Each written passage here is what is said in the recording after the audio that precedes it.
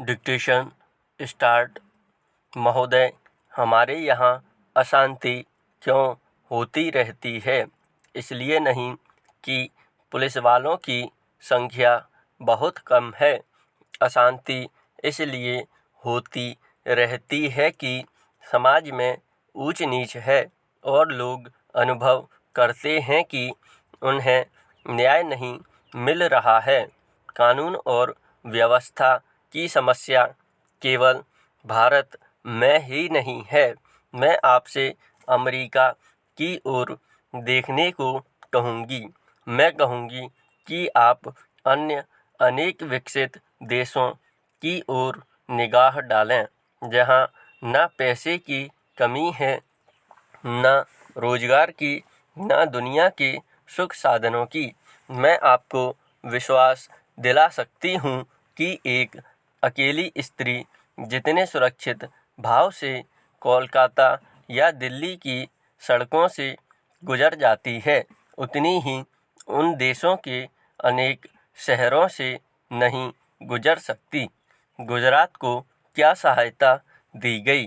क्या आपने इसके आंकड़े देखने का कष्ट किया है? मैं यहाँ कागज पत्र लेकर नहीं आई हूँ, लेकिन मैं कह सकती हूँ कि गुजरात को भारत के कई राज्यों की अपेक्षा अधिक सहायता मिली है। आपने एक या दो विशेष परियोजनाओं की चर्चा की है। प्रत्येक परियोजना पर उसकी आवश्यकता के अनुसार विचार किया जाएगा और आवश्यकता का यह अभिप्राय नहीं है कि अमुक फर्म या व्यवसाय गृह को क्या मिलता है। आवश्यकता का आशय यह है कि उससे देश को अपने पांवों पर खड़े होने में सहायता मिलती है या नहीं। पैरा, हमें उर्वरकों की आवश्यकता है। हम उन्हें प्राप्त करने के लिए सभी संभव उपाय कर रहे हैं, लेकिन हम विदेशी कंपनियों के हाथ बिक कर उर्वरक नहीं पाना चाहते और जब तक मैं सत्तारूढ़ हूँ, मैं ऐसा नहीं होने दूंगी, चाहे कैसा भी दबाव क्यों ना पड़े। अगर आप चीखना चाहते हैं तो विश्वास रखिए, आप मुझसे ज़्यादा ज़ोर से नहीं चीख सकते। इसका मुझे आपसे कहीं ज़्यादा अनुभव है। प्रत्येक मामले को तब तय किया जाएगा जब वह विचार के लिए उठाया जाएगा। जहाँ तक टाटा परियोजना का संबंध है, वह योजना अभी सरकार के सामने नहीं आई है। यदि वह आएगी तो उस पर वैसी अन्य योजनाओं की तरह समुचित विचार किया जाएगा। अतीत में हमने कई बातों पर जल्दबाजी से काम लिया और आज हम उसका फल भुगत रहे हैं। आप महानुभावों को इस पर लिखी गई अनेक पुस्तकों के नाम बता सकती हूँ, जिनके लेखक ना तो भारतीय हैं और ना ही आदर्शवादी।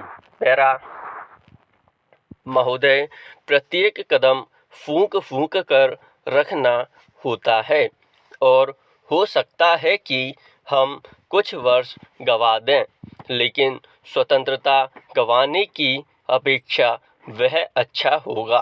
स्वतंत्रता का अर्थ केवल अपनी सरकार होना नहीं होता, बल्कि उसका अर्थ होता है कि हम निर्णय स्वयं कर सकें। हो सकता है कि वे निर्णय गलत हों, लेकिन वे हमारे निर्णय भारत के निर्णय होने चाहिए। हमें कपड़ा उद्योग की समस्याओं का भी समाधान है। हमने आधुनिकीकरण के लिए विदेशी सहायता की आवश्यकता को स्वीकार किया है।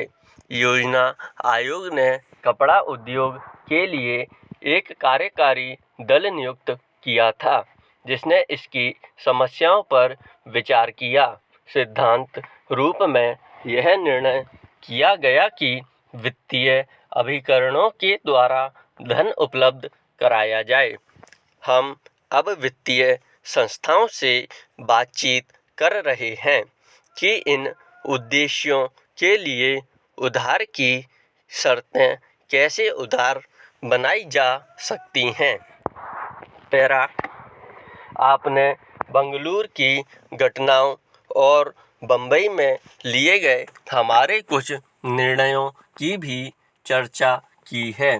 आप यह भूल गए हैं कि वे निर्णय वास्तव में कांग्रेस द्वारा पिछले आम चुनावों के शीघ्र बाद किए गए थे। उन पर कार्य समिति में विचार विमर्श और एक राय से सहमति हुई थी और बाद में उन्हें अखिल भारतीय कांग्रेस कमेटी ने स्वीकार किया था। बंगलुरु में हमने केवल मोटे तौर पर नए सिरे से दिशा निर्देश दिया था। इसमें कोई संदेह नहीं कि जब तक देश उस दिशा की ओर ना बढ़े तब तक वह प्रगति नहीं कर सकता। मैं नहीं समझती कि आदर्शवाद और व्यावहारिकता को एक दूसरे से अलग किया जा सकता है। सभी देशों को अपनी प्रगति किसी न किसी सिद्धांत पर आधारित करनी होती है। प्रश्न केवल यह नहीं है कि भारत में क्या हो रहा है, बल्कि प्रश्न परिवर्तन की उस लहर का है जो दुनिया भर में देखी जा सकती है।